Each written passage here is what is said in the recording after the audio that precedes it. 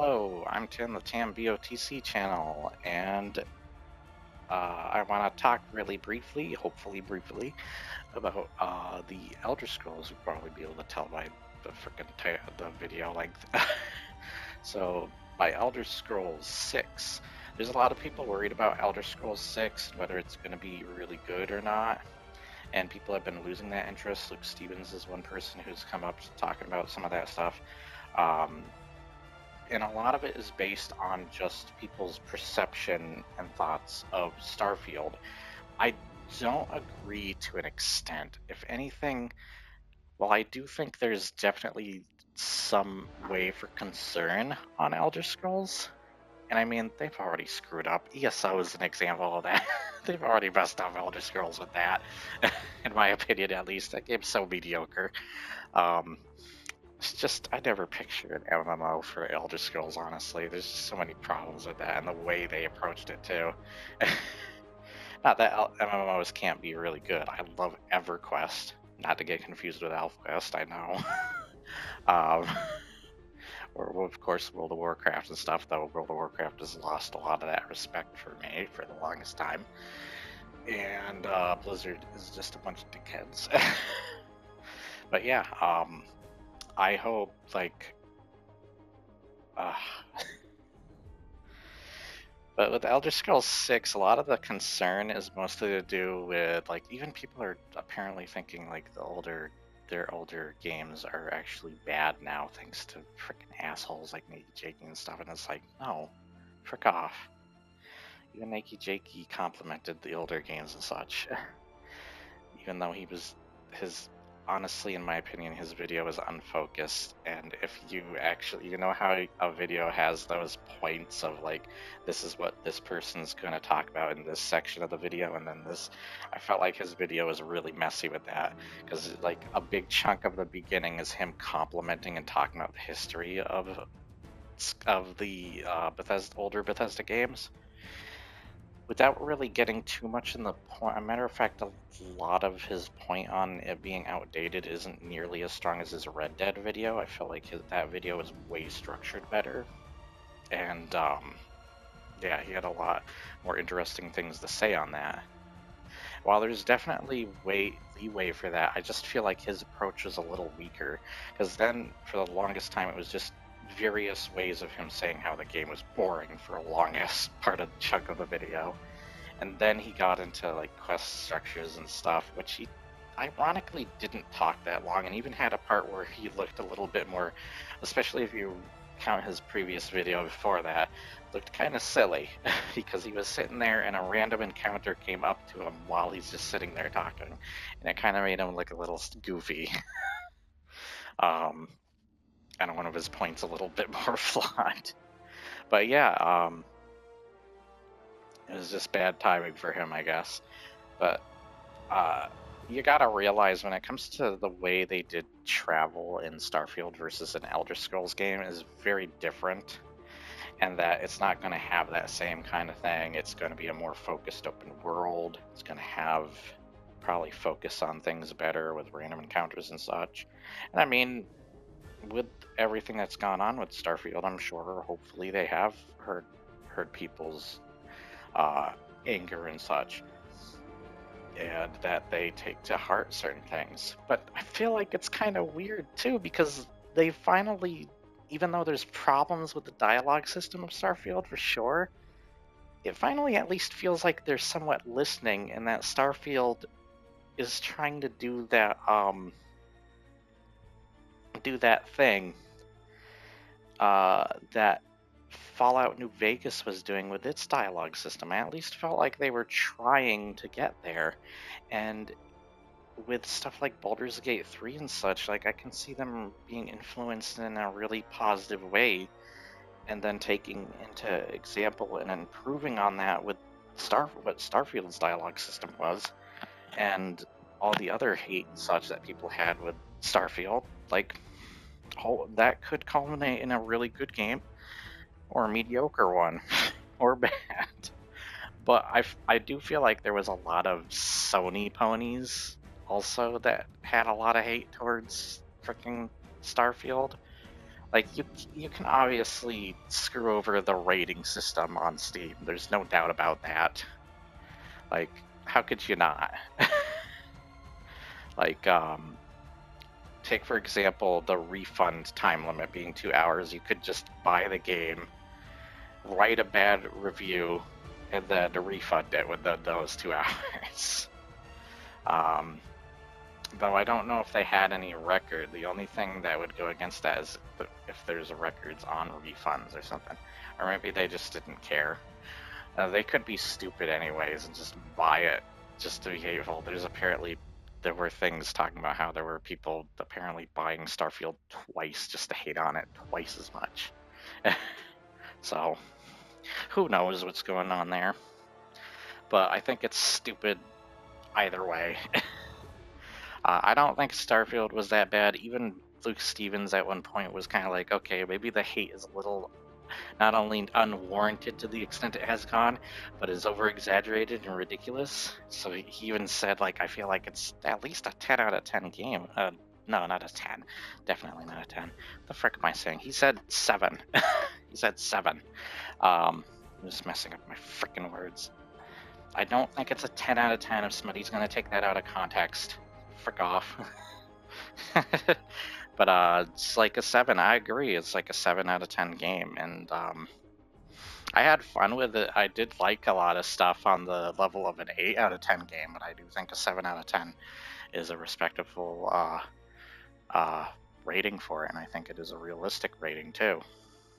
But goddamn, like when he has to be the way he is, and there's even other videos calling into question the hatred of the game to the ridiculous extent. You know, there's a stupid, over-exaggerated, just like, it's almost like the hatred for Starfield is like, the game is the equivalent of a genocidal maniac to people. That's how ridiculous the hatred has been, and it makes no freaking sense a lot of the time. As well as I've seen the Cyberpunk fans sadly jump on board. Not all of them, of course, and not all Sony fans are bad. Of course not. Like, I hate when people classify an entire fan base as awful just based on a few dumbass individuals. But there were Cyberpunk fans that also jumped on board, or even Cyberpunk YouTube channels, onto manipulating the hatred for it and such, as well as they're using their videos in manipulative ways and untrue or just lack of context ways.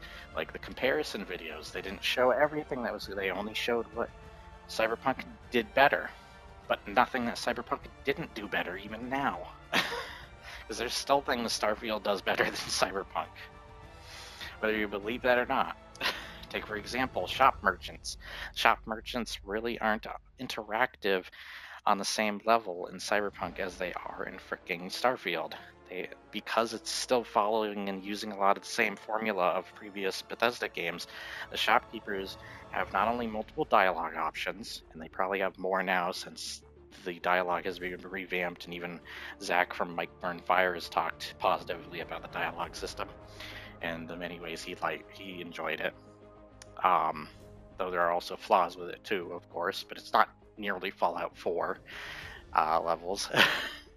But yeah, and if you actually antagonize them, they actually attack back instead of running away or cowering in that typical position like a bunch of babies. Unless they have a side quest or main quest connected to dialogue that needs to be talked about, which is mostly very heavily scripted stuff, then yeah, there's just not much interaction with just shopkeepers alone. That's not even counting some of the other stuff. I can see the complaint of people not getting scared of you or running away when you're shooting your gun just randomly at the ground or pointing it at somebody, though they still have a reflective dialogue of that stuff, as well as it probably is kind of like I don't agree with it, but it's probably a safeguard or whatever you want to call it, because if you were just able to be arrested or attacked just for holding your gun out, at people, then with the way a game like a Bethesda game is programmed, it could be a big problem with future quest lines and stuff, as well as quest givers, especially if they can get killed off permanently, or store owners, or whatever mechanics are put forward in that game. Like, it could be a detrimental thing. As well as paying off a bound, like a high-ass bounty, and you don't want to ruin that reputation and money and such, or whatever. Once again, whatever mechanics the game has pushing forward, I'm sure there's different things to take into consideration. But yeah, I think that once again, just like what I said with Cyberpunk, I think Starfield could have a really good sequel, or they could botch it up again. I can see why Starfield is divisive. I just don't entirely agree with the divisiveness, and I do think with how we've had so many other games like Diablo 4, the Saints Row reboot, all that kind of stuff, with the hatred we've gotten of those games, as well as the monetization and all that other crap those games have had, and even stuff like Gollum and all that, while their reputation precedes them as some of the worst, most hated things, somehow Starfield has not only become a bigger hate boner for people than those in a way, but doesn't really deserve it. Not right now, at least. Like, I can see if they do microtransactions, which they're probably going to do later with the Creation Club and all that crap. I can see that. But for right now, it doesn't make a whole lot of sense. Like, it's kind of like the comparison between the Dead Space remake and the Resident Evil 4 remake for me, where it's like, both remakes are really good. Really damn good. But one has microtransactions that are harmful, stupid, and shouldn't exist in the first place. Even if you don't think they're harmful, they're still really stupid and should not exist in the first place. And the other doesn't really have any microtransactions. If anything, it only has one, and that's it. And it's ironically by an EA game, which is weird compared to a Capcom game. Though Capcom's also dabbing a lot of stupid stuff too. Just look at the stuff with Street Fighter V, for example. Sheesh. I know it's probably a different, like, not publisher, developers, but still, it's an example of how ridiculous that can get. But yeah, I wonder if that's the same thing with like Marvel's Capcom Infinite. But yeah, like, there's a lot of things to think about, but I don't think the next Elder Scrolls is going to be as bad as people are letting on. At the same time, I am still, like, I can understand to an extent, but I know that it's at least a consistent open world. If they can get rid of the loading screens, and actually take for example too something Moist Critical talked about a while ago. What was it?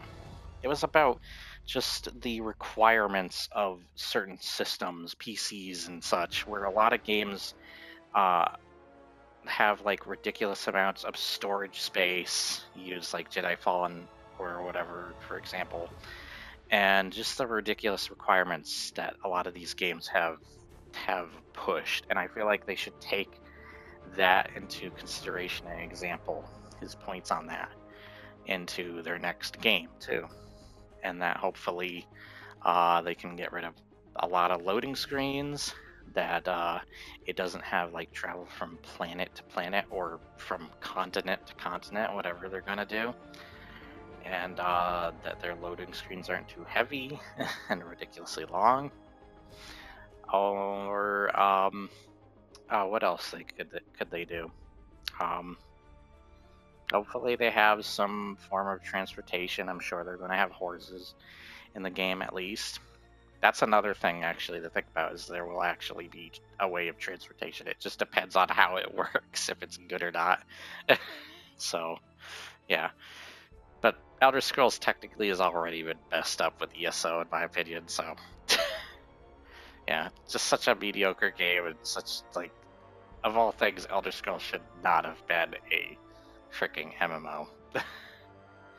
That just kind of takes away a lot of the charm and stuff that Elder Scrolls is known for. Skyrim together makes more sense. Even Fallout 76, ironically, makes more sense to do a multiplayer version of that. But look how that game turned out. And I still think it's not nearly as good. There's a lot of problems I still have with Fallout 76. Yeah, it still pisses me off from time to time. But yeah, if you found something interesting or informative or whatever it may be, or you liked this video, I hope you like, share, and subscribe with your comments below. It helps. And I will see you guys next time. You have a awesome day or night wherever you are in the world, and whatever time it is for you in the world. And yeah, I'll see you next time. Bye.